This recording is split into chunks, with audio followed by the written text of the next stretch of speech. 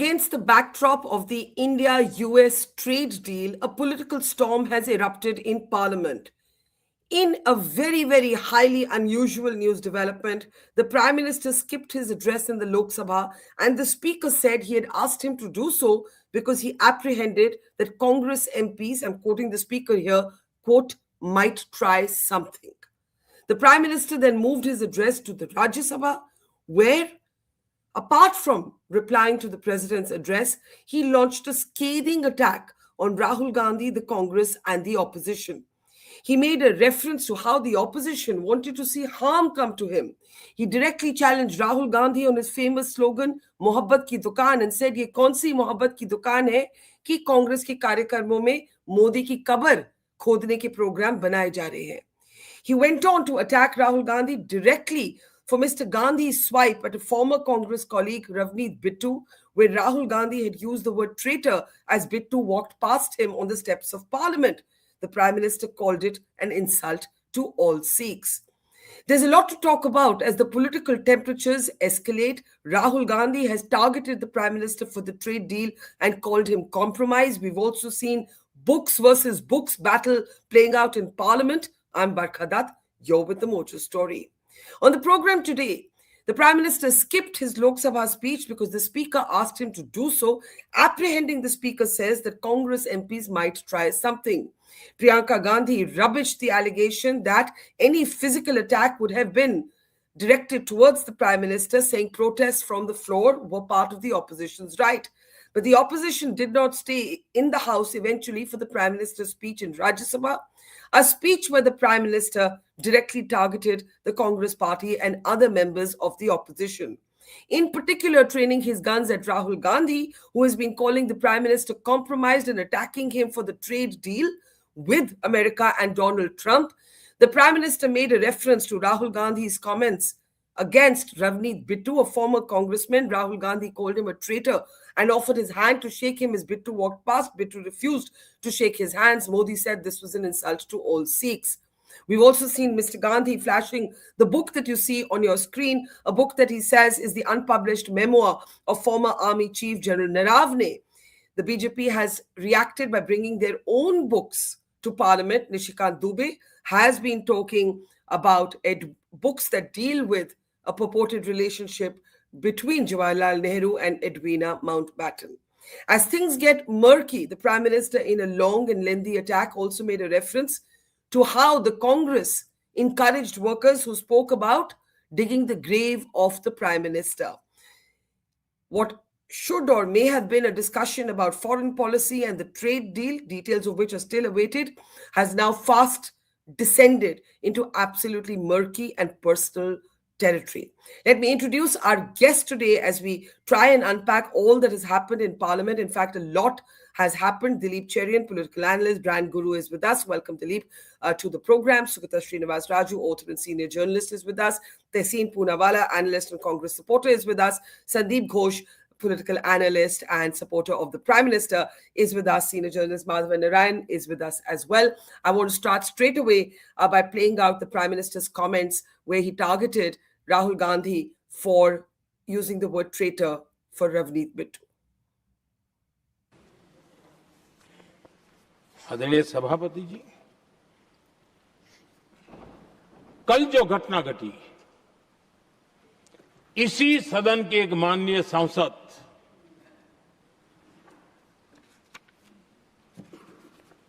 कांग्रेस के शातिर दिमाग जिनका है ऐसे युवराज ने उनको गद्दार कह दिया।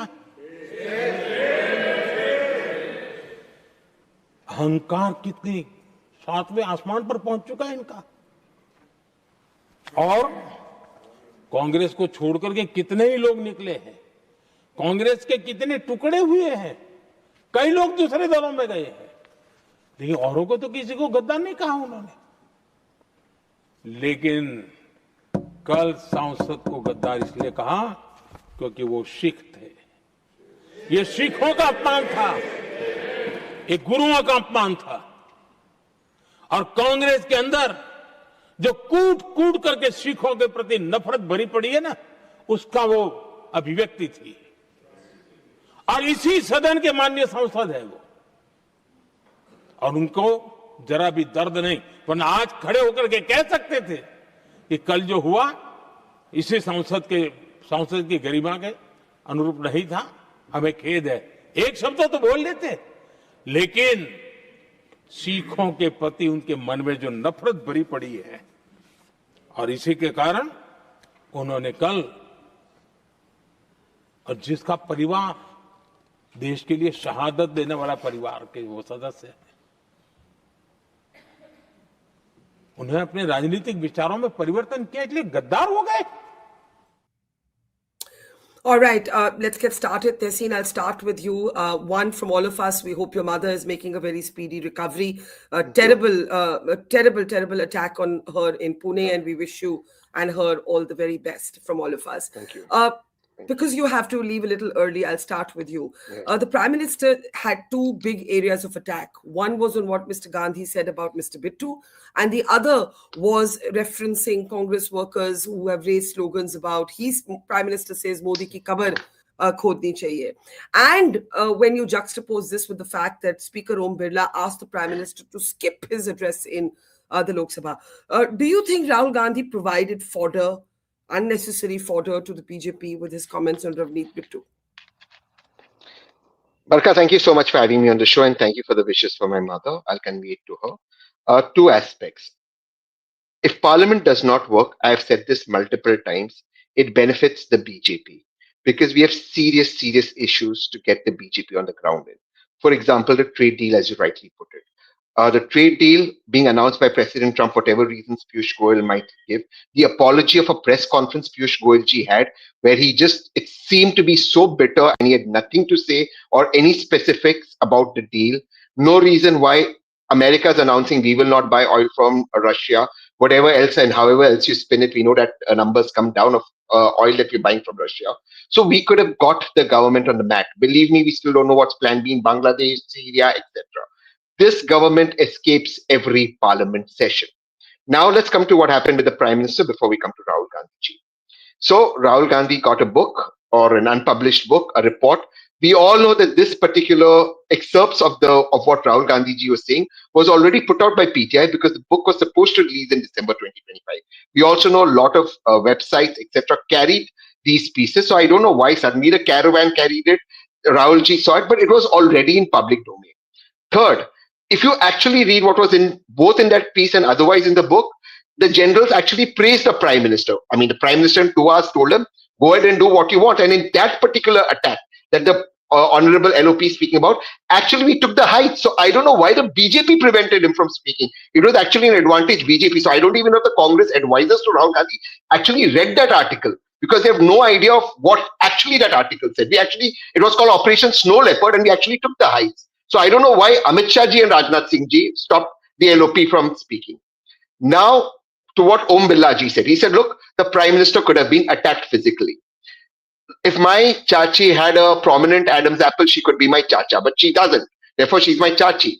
Now, if there was any attack on the Prime Minister, that would have been on camera. One. Number two, the fact of the matter is, Parliament MPs have immunity from speaking, not from physical violence. For example, if an MP were to misbehave with a woman physically, that would amount to being charged. If you physically abuse somebody or hurt somebody, including the Honorable Prime Minister, that's a criminal offense you don't have immunity for. So how would the Prime Minister be attacked hypothetically? And if the Speaker had knowledge of the Prime Minister being attacked, he's duty bound to give us the names, not via sources.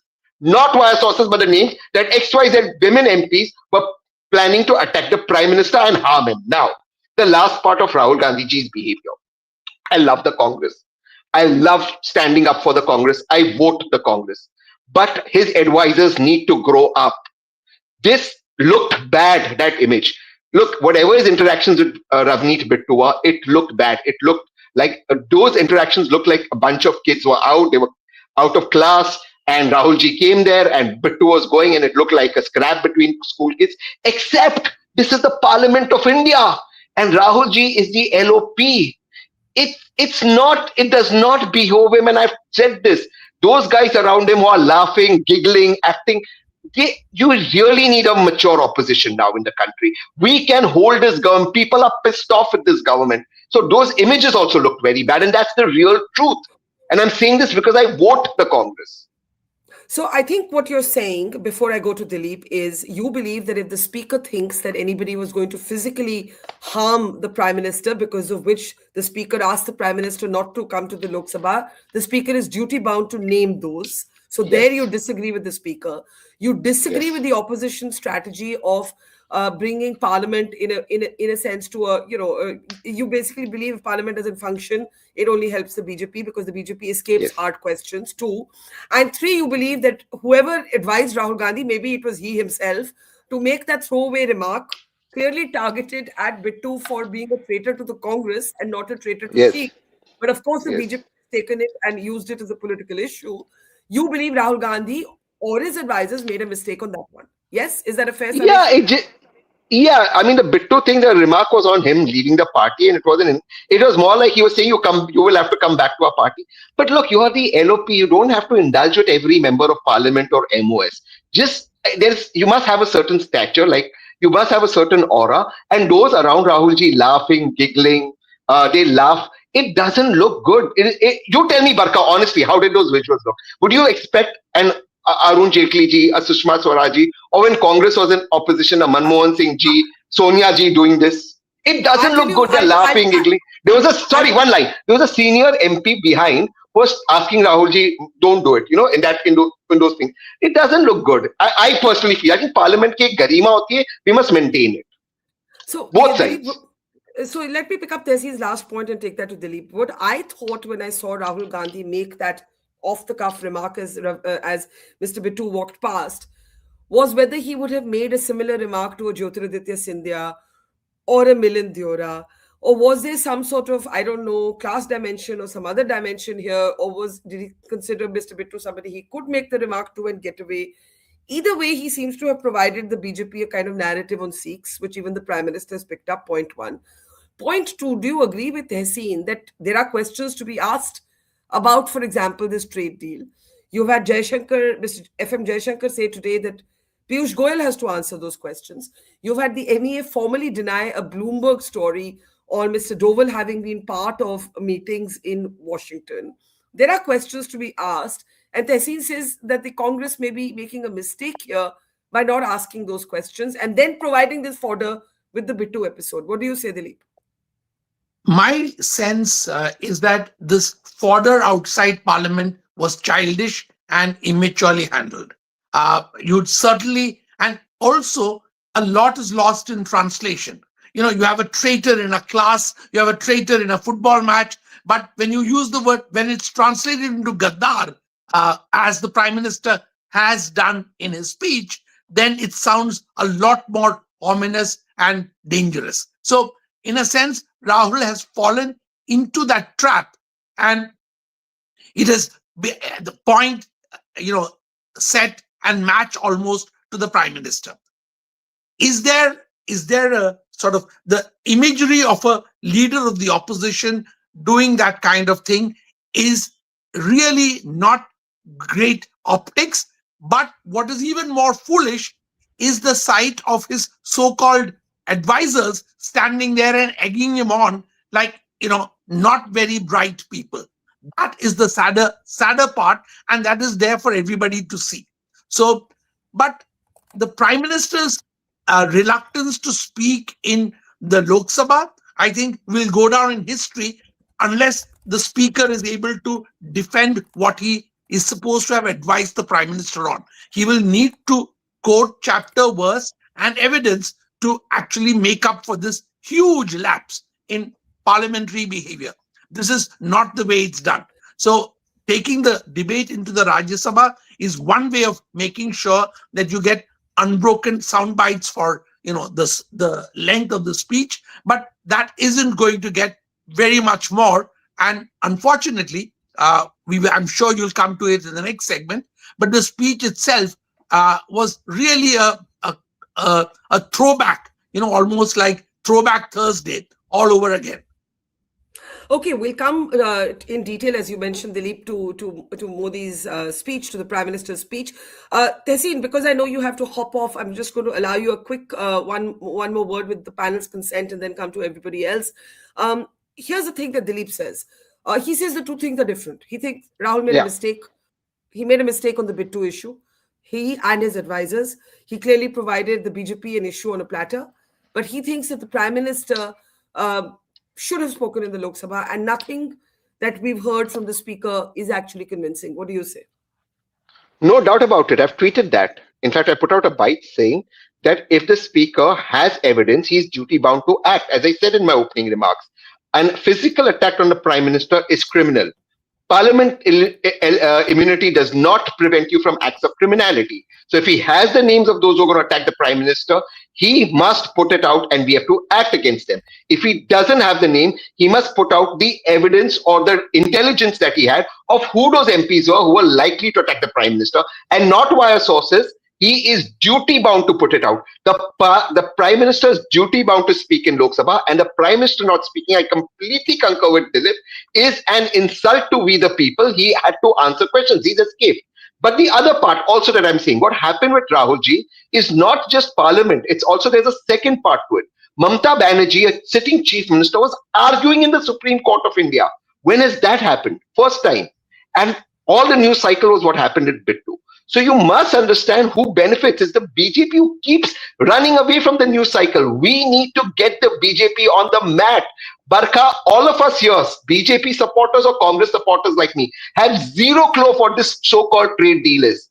And the only answer Piyush Goyal ji gave us is, आपको मिर्ची लगी, Mamata Banerjee is anti India, Stalin को सबक सिखाए गए, India alliance को हरा देंगे. अरे भाई वो सब ठीक है ब्रो, आप बताओ डील क्या हुआ? No idea, nothing. And we've allowed the BJP to escape. That is what pisses me off. But yes, the Prime Minister must speak in Parliament and Lok Sabha. He cannot not speak in Lok Sabha. If after 11 years of government, the Prime Minister is not safe to speak in his own Parliament, I think we should question ourselves as a democracy. Okay, I want to come to Sandeep and then Madhavan and Shogata, but and Tehseen, hop off whenever you need to. What did the Speaker really say? You've heard very irate comments from Tehseen, very firm argument from Dilip that the Prime Minister should have spoken in the Lok Sabha. Om Birla says the MPs were planning something, and he's the one who asked the Prime Minister not to speak. Let's listen in. जब सदन के नेता को सम्माननीय महामहिम राष्ट्रपति के अभिभाषण पर जवाब देना था, तो मेरे पास पुख्ता ऐसी जानकारी आई कि कांग्रेस पार्टी के कई सदस्य माननीय प्रधानमंत्री जी के आसन पर पहुंचकर कोई भी अप्रत्याशित घटना कर सकते थे. ये दृश्य मैंने सदन में देखा भी सही. अगर ये घटना हो जाती तो ये अत्यंत अप्रिय दृश्य देश के लोकतांत्रिक परंपराओं को तार कर देता. इसको टालने के लिए मैंने माननीय प्रधानमंत्री से आग्रह किया कि उन्हें सदन में नहीं आना चाहिए. All right, let me bring in Sandeep at this point. Sandeep, as somebody who mostly admires and supports the Prime Minister, do you believe, we spoke about Rahul Gandhi's advisors. Somebody, in this case, the Speaker, advised the Prime Minister not to come to the Lok Sabha. Do you believe that was an error? After all, Prime Minister Modi has dealt with a raucous opposition, a shouting opposition, more times than he can count. What is the big deal if he had come, made this same speech in the Lok Sabha, even if the opposition had shouted or walked out? This has created a narrative that surely the BJP also did not need. Barkha, while Tehseen and Dilip all asked for evidence, I wouldn't put it beyond the Congress in its present belligerent mode. I think they are, whether it's Rahul Gandhi inside the parliament, outside the parliament, if you hear, I think they are in for a showdown. And since they're not able to have political showdown in terms of elections, etc., they are trying to now make a spectacle of it on camera, on television, etc., to show that, their macho self, some kind of a rebellion. So I wouldn't, and given again the current state of maturity of the Congress and this attitude of sycophantic attitude, like you said, talked about this Bittu episode when others were egging Rahul Gandhi on. This kind of a mentality is also, everybody is trying to impress the boss, going two steps ahead. And so I wouldn't have ruled out whether the speaker had any intelligence or not, but I wouldn't have ruled out any such misdemeanor So you're actually saying that you don't put it past the realm of speculation. and if it Congress, happened, let me understand what you're saying. You're not necessarily saying that the Congress wanted to physically harm the Prime Minister. You're saying the Congress may have encircled the Prime Minister's seat or done something like that that would have given them a headline. Is that what you're saying? I'm just saying it won't be the first time that opposition MPs ran to the well of the House, for instance. no, it would have been more than that. And if things went out of control, I think it would have been a very, very unfortunate and embarrassing thing for not only the Prime Minister, but Indian Parliament and Indian politics. It would have set a new low. And to that extent, if discretion prevailed, I don't see, a problem in that. We can always, this is counterfactual things, what could have happened, what couldn't have happened. But to expose the Prime Minister to that sort of an embarrassment, or if people did try to heckle him physically or otherwise, I think that would have been a very sad spectacle for the country, for the democracy, as well as the stature of Indian Parliament. So if somebody acted in abandoned caution or on the erred on the side of excess in that, I wouldn't fault them for it. We can always say, but you look at the converse, the counterfactual thing. If something like that would have happened, what would have been the consequences, not just for the PM but a country as a whole?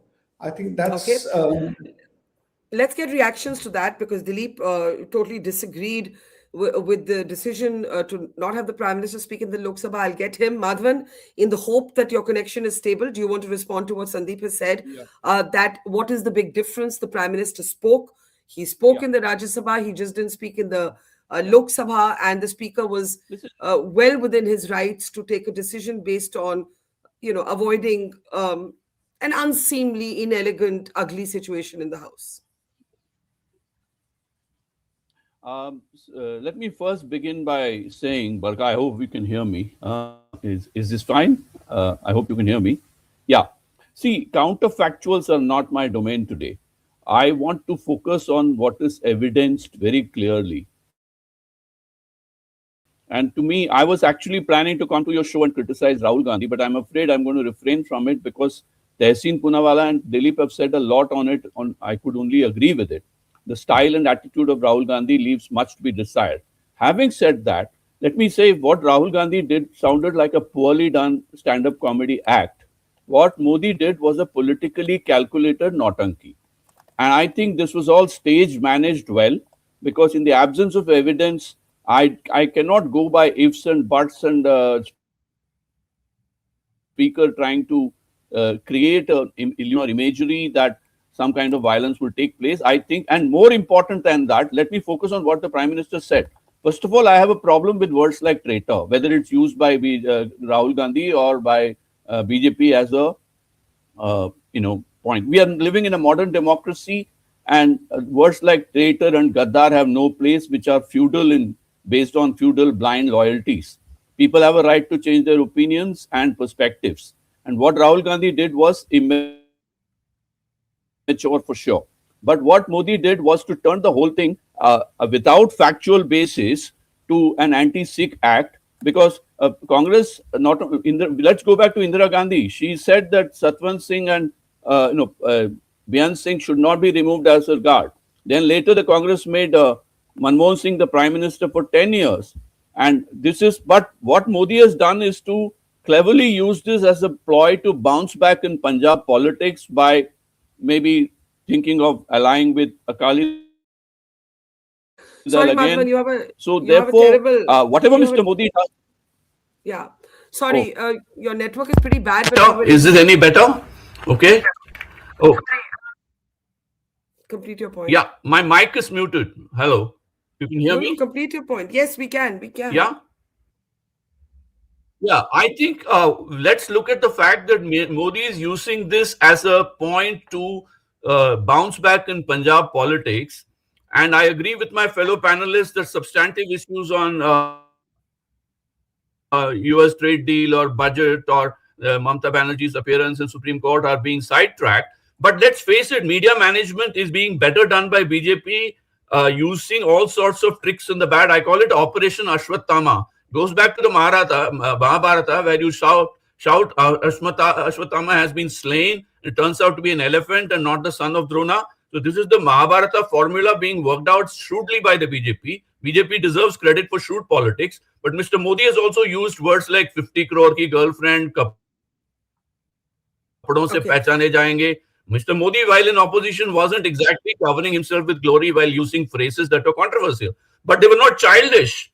They were shrewd. What Rahul Gandhi has done is to he neither gains from it nor the Congress gains from it. It is an off-the-cuff remark, better done in a St. Stephen cafeteria. It's not something that you would expect in a national parliament. As a Stephanian, 1 minute. As a Stephanian, I have to take great objections to this suggestion that this comment is served better along with mince and nimbu pani in St. Stephen's Cafe. No, I think the comment was highly arrogant, if I may say so, and not politically smart. I think the point you make is the operative one. You're I saying, said it in a different language. I think you're talking about an entitled PLU, people like us, kid talking to fellow people. It's not. It doesn't have the sense of gravitas that one would expect from a opposition leader. Absolutely. And okay, Madhavan, I'm going to jump in because again, followers call him a future prime minister. Yeah, let me take this to Sugata, who also is on a terrible line today. Sugata, if you can hear me, what are your big observations of all that has transpired in the last 24 hours? Thank you, Barkha. Sorry for the line, but then I heard most of the comments that were made. I think there is an excessive focus on the panel on the traitor remark that Modi made. But when I heard Modi's speech, I think there was a very sharp focus on election-bound states. See, for example, Kerala, he spoke about Sadanand Master and spoke very evocatively about it, and the house was, thumping. Then he spoke about Assam. He said several times that this was what had transpired was, in the house, was an insult to Assam, insult to the people of Northeast. And then he picked up the name of Bhupen Hazarika, and he again reiterated that point. And then he also spoke about West Bengal. So, he was very, very, I think it's Madhavan who used the word shrewd. Yes, they were extremely shrewd. But in 11 or 12 years, if you don't realize what your opponent is going to do, if you take repeated missteps, then, you're to blame. And Rahul Gandhi, when the parliament began this time, Barkha, I was expecting, at least after the break and after the deal and all that, I thought the Congress will come equipped to the parliament either to do two things. One was, I thought they will speak about Manrega because they have forced a special session in Bangalore, in Karnataka, to discuss the G bill and protest and all that. So they were completely, that's about their legacy, and I thought they'll come and defend that, come and speak against that, protest on that. But they did not open their mouth on that. See, and when and what is the issue that they were picking up? A memoir, an unpublished memoir of a general who was forgotten? And is that going to connect you with any mass that will be voting this season?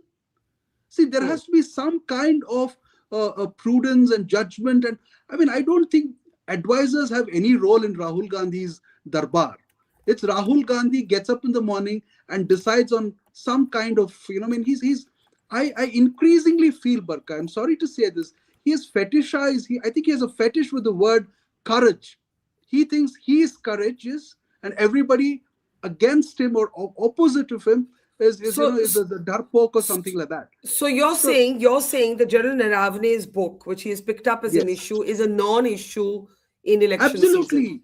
Absolutely. Because I mean, you had, see, it was the finest moment of Modi, because the EU trade deal had been signed, had been agreed upon. See, whatever the details of the the Indo-US deal, I mean, Trump had tweeted that the tariffs had come down to 18%. So Modi was on a high. So when initially they made the right noise, they said the farmers are being compromised. I thought they will push a discussion on those lines, but they did not do that. See, to take that line of compromise, the word itself that has been used, I mean, a lot of words like Gaddar is being debated, but I have a basic problem with the word compromise. I think one of the reasons, no, if I may, s- Barkha, if I may say, one of the reasons the trade deal cannot be debated right now is because very little is known about it. In the sense correct. You that could have forced the government. we have just the announcements by the two principals, and we That's right. actually do not know the fine print. It will come when the Correct. joint statement comes. So we Correct. specifically can't argue about whether agriculture is protected or not, because No, we Barkha, don't know the answer to that right now.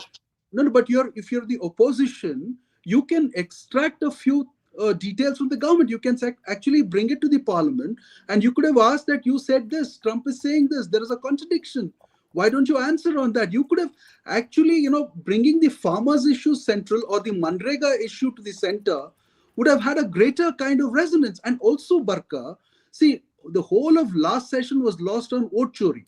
Now, your ally, your India alliance ally, Mamata Banerjee, is in Delhi. She is physically going to the Supreme Court to argue on SIR and similar issues that you've been talking about, and you don't even join her in solidarity.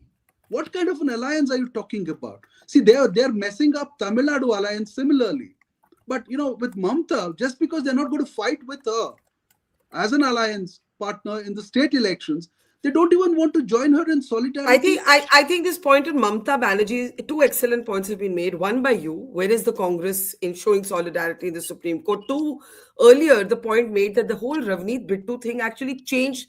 Mamata Banerjee in the Supreme Court would have been a big headline, but it got dwarfed by this Ravneet Bittu traitor fracas.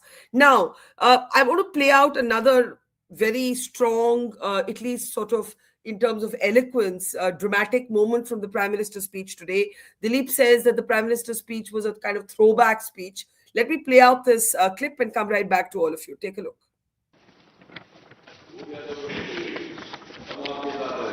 मोहब्बत की दुकान खोलने वाले मोदी तेरी कब्र खुदेगी के नारे लगा रहे हैं जी। ये कौन सी मोहब्बत की दुकान है जो देश के ही किसी नागरिक के कब्र खोदने के सपने देखती हो? ये कौन सा संविधान से उन्होंने सीखा है जो देश के ही किसी नागरिक के कब्र खोदने की बात करते हो?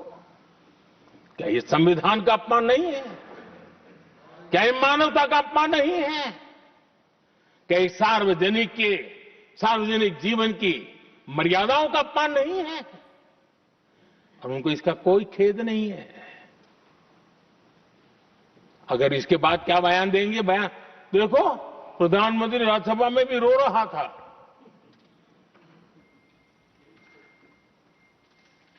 किस प्रकार के संस्कार और वृत्तियों से पले बड़े लोग हैं ये। All right, so now let me come to Dilip. Dilip, I want you to respond to Sandeep's point that actually the speaker did nothing wrong, but actually show some circumspection. And what is wrong with that? Because the Prime Minister made the speech in the Rajya Sabha that he would have in the Lok Sabha. So substantively, what has changed except the speaker avoiding some sort of ungainly scenes? How do you respond to that? In the Prime Minister's speech itself, he says for the last 35 years, every single session of Parliament has included an attack on him. So he is no stranger to attack. Om Birla has, in a sense, decided to elevate himself. I don't know what he is aspiring to, but by seeming to protect the body and the prestige of the Prime Minister's office, he has not covered himself with glory, is what I feel.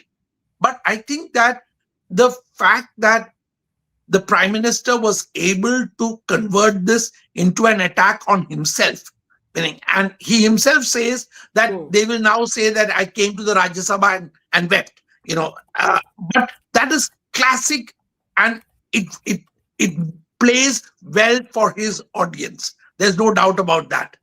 The fact that there is no opposition in the benches to heckle or to respond or to be spoken to is yet another disadvantage. But to be able to get unbroken time like this in the Rajya Sabha and to be able to do it at as close to prime time as possible is a huge advantage. And I think the Prime Minister used that effectively. I think that's the point, Madhavan, that as much as you said you came here to criticize Rahul Gandhi, but instead you refrained from that because enough of that was done. Let me first actually get Sandeep, because Sandeep, you believe that Om Birla did well.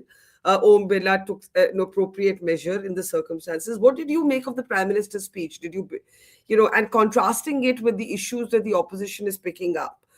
You see, Rahul Gandhi has targeted the government over the trade deal. But as I said, we cannot have an informed debate about this trade deal till we know more. And we have to wait for that. We don't, all we know is that the tariffs have been slashed from 50 to 18%, point one. We know that there's a thaw between Modi and Trump, point two.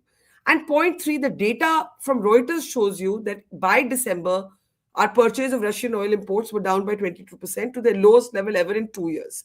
These are three things that we know. Beyond this, we don't know much. Sandeep. So, Barkha, since let's start from your question.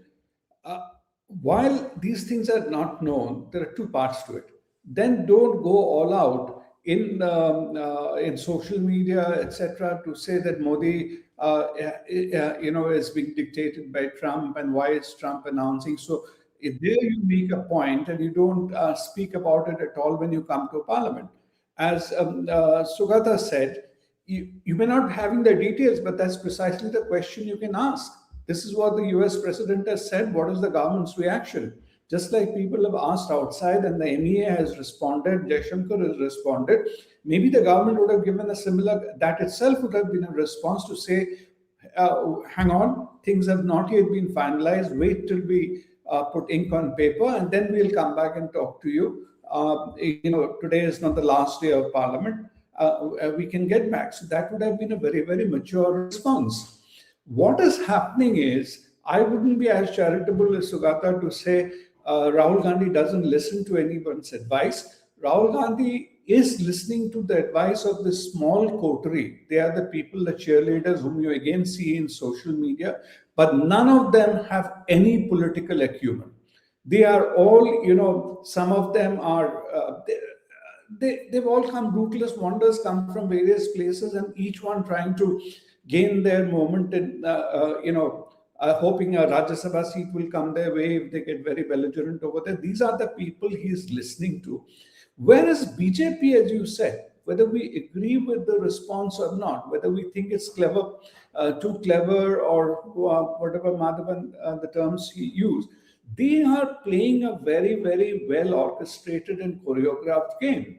So be it, Amit Shah and Rajnath Singh's response in Lok Sabha, and whether it's a Nishikant Dubey coming with the whole bag full of books, everything, they are doing it in a very, very well choreographed manner. And today, agreeing with Dilip, I found the Prime Minister's speech, the first half, was very lackluster and repetitive, etc. But you see, again, as Sugata pointed out, he was very clear where he is going to make capital of this whole thing. So starting by each one of the points, I thought in a way it's trivia to say that, on the chair, you had this person from Assam who was insulted. The person on the chair was from Andhra. He was insulted everywhere. And then coming to bit two, of course, and playing it up, saying it's insulting in the Sikhs. There was another thing about women, Dalit women whom you... So he took everybody on, and this each small, a straw, he converted it into a weapon and a dart and threw back at Congress. So that is where Congress is missing the point. And my worry about, Barkha, I'll end with this, Parliament functioning had become a farce due to all these walkouts and everything. But today, unfortunately, nobody expects or listens to any serious discussion in Parliament. Earlier, at least certain things, okay, you had a few standoffs or anything, but there were matters of substance being discussed, which the nation heard, everybody heard. Today, tell me, even when something of substance is being discussed, half the time you find Congress moving a motion, they are not even in the House after that. And nobody is therefore pays attention to any parliament discussion, be it in Lok Sabha, Rajya Sabha, on matters of national importance. Parliament has become a circus, and it is only for that. Do we discuss here, even in your kind of a show, some serious matter which was raised in the Parliament, and what are the views of people? Every time Yeah. we're discussing this kind of a circus. Yeah, because it has all become very theatrical, and I do take that point. And politics is a lot of theater, but Parliament used to be a space where you could still get serious discussions going. And I think Sandeep's point is well taken, that we've lost that. Let's start taking closing comments. Unfortunately, Madhavan, I'll start with you, then Sugata, and I'll give Dilip the closing word. Madhavan, I think your point was precise. The Prime Minister, as opposition leader, may have been coarse, as you said, but it was to a plan. There was a plan. Yeah. Rahul Gandhi's handed over fodder on Mr. Bittu to the BJP, and on the trade deal, the questions haven't been asked, is the point being made here. And third, Sugata says, who cares about this General Naravane's book? Which voting population cares about it? Yeah. Yeah, I think, Barkha, it's important to remember that theater is part of politics, but you need a script and you need choreography, as Sandeep said very well. So we need a certain plan with a very clear focus on how you're going to talk to the lower middle class, how you're going to talk to the villagers, how you're going to talk to the urban chattering classes. There is no planning in what is happening in Congress. There is no communication strategy. And that is where Congress fails miserably. Well, the BJP is even using counterfactuals, hypothetical situations, and rough cuts of history. Let me take an example of trade deal itself. The Congress could have gone back to the farm bills and said, look what they tried to do with the farmers, and therefore we are apprehensive. That could have been better communication than mere stonewalling and randomizing this whole criticism. I think they do not have a clear mind on where to say the facts, where to show attitude. An entitled inherited brat, and they are doing nothing to undo the image, and if anything, they are only enhancing that image. So all the Bharat Jodo Yatra, all this working and sitting with the underprivileged comes to a knot if you're seen as an inheritor and not as someone who's really speaking for the people. And that needs a proper strategy that's completely missing in Congress. Okay, let me get Sugata. There's no follow-up to Bharat Jodo Yatra. Got it. Sugata, in terms of how this is going to play out politically, if you say General Naravane is an esoteric issue, some might argue so is foreign policy. Of course, the tariffs directly impact the economy, and therefore it becomes a tactile issue. But as I keep saying, a lot of people don't understand, except for exporters themselves right now, what the consequences of this might be. Yeah, Barkha, I mean, I agree with you on that we don't have the details yet. But the thing is that without the details, Rahul Gandhi has been calling Modi compromised. So how does Rahul Gandhi know? Is he privy to the details of the trade deal? No. So he is jumping the gun to call him compromised. If he does not have the details, then he should have waited before he used the word compromised. So Barkha, I mean, I agree with both Madhavan and Sandeep ji. When let me recall what happened when the nuclear deal was being done. See, the left was accusing Manmohan Singh of having compromised, but still the parliament debated what that compromise was. See, you still have such lovely debates on how the nuclear bill was achieved. See, the major charge at that time against the Congress was compromise, selling the country to the United States. So that was the major line of attack. And they even, Congress was smart at that point. They even put up a Lalu Prasad Yadav to defend them. Right. So if you're using the word compromised, I think you have to be extremely careful, because then you can accuse even Nehru of having taken Kashmir to the UN, or all kinds of compromises come up, and every prime minister looks compromised. So the problem started with Rahul Gandhi and the Congress, that they started talking about this bill or this trade deal as a compromised one without knowing the details. So they should have come to Parliament and asked for what is that? Why is it that Trump has suddenly slashed the thing? What have you done so that he slashes the whole thing? And even as Sandeep was speaking now, Barkha, I was just calculating today in his speech, the Prime Minister has portrayed Congress having insulted 37% of India's population.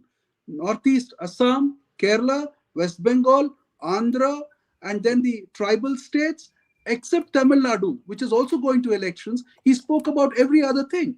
So see, the Congress is allowing BJP to do, whatever may be the problems with the BJP. We know all the problems. We have been speaking about it continuously, but you're giving them a platform to pursue and persist on those lines.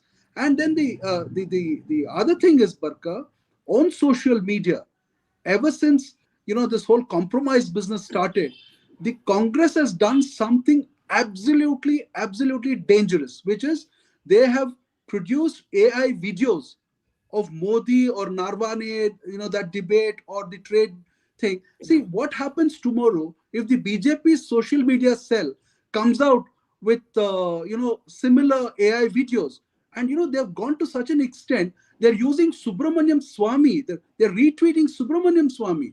And you know what Subramaniam Swamy's accusation against half the family is. So this is dangerous. It is being done mindlessly. Rahul Gandhi's fetishization of his own courage is actually, creating a problem for the Congress party. And I'm absolutely sad that they have, that they're mindless. There's no application, and they've completely, lost the whole debate. So that's my take. Okay, let me give Dilip the closing word. We do have to close there. A lot of people are making the argument that a Mamata Banerjee going to Supreme Court is something concrete to do. It is a more productive intervention, a more grassroots, intervention. It is also, you might argue theatrical, but it is, as, somebody said, theater with a script. Closing word to you, how do you see this playing out in the next few days? Since you brought up Mamata Banerjee, I think her message was very clearly for her cadres. Here is a leader who comes out to the very battle lines and is willing to battle there for the fact that SIR is disenfranchising a large number of her people. So to that extent, whatever result she may get from the Supreme Court is less important than the optics of it back home in Bengal, where the elections are. Exactly what Sugata said, the pointing out of the person from Kerala, the pointing out of the Sikh, all of that is actually theatrics designed for elections which are very close. Now, if you, on the one hand, you say Parliament is not being used to debate the big issues, the other factor is that Parliament is being used as a kind of quasi stomping ground to set up the electoral platforms for elections which are coming up, which people can equally argue is a democratic exercise. But the fact is that the Lok Sabha and the Rajya Sabha are meant to take elevated discussions, to take it up to a notch higher, and that is unfortunately the government's job to do and not the opposition's job to do. So in many senses, we need to recognize and lay the blame where the blame is. The Prime Minister, as I said, had the opportunity to give a great speech. He decided to use it for the purposes that he did. But in the next few days, my sense is that we will go back to politics as usual, and this drama will just fade from the public eye too fast. Okay, we leave it there. I think the next round of questions, even if they're not asked inside Parliament, will be around the trade deal when more details of it are available. And, I hope that Parliament may have a constructive conversation on that. But given the theatrics right now, that doesn't seem very plausible or possible. Thank you very much, Sugata, Madhavan, Dilip, and Sandeep. It's been a pleasure. And earlier to Tehseen. Thank you very much. And to our audience, thank you, and see you tomorrow. It's great to see you here. Thank you for watching our work. If you haven't subscribed yet, don't forget to click the bell icon and subscribe to Mojo Story and support independent, robust journalism.